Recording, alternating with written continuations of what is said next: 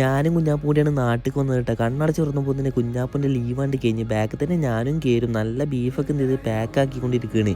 കുഞ്ഞാപ്പൂൻ്റെ ഏട്ടൻ്റെ കല്യാണത്തിന് വേണ്ടിയിട്ടാണ് ഞാനും കുഞ്ഞാപ്പും കൂടി അവിടുന്ന് എന്ത് ചെയ്ത് പെട്ടിയും കിടക്കപ്പായൊക്കെ എടുത്താണ് നേരെ നാട്ടിലേക്കാണ് വന്നത്.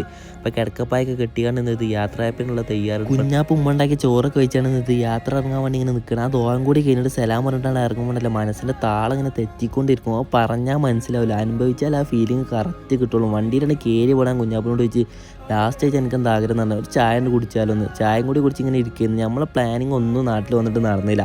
ട്രിപ്പ് പോകണം എന്നൊക്കെ ആഗ്രഹം, മൂന്നാർ പോകണം, അവിടെ പോകണം, ഇവിടെ പോകണമെന്ന്.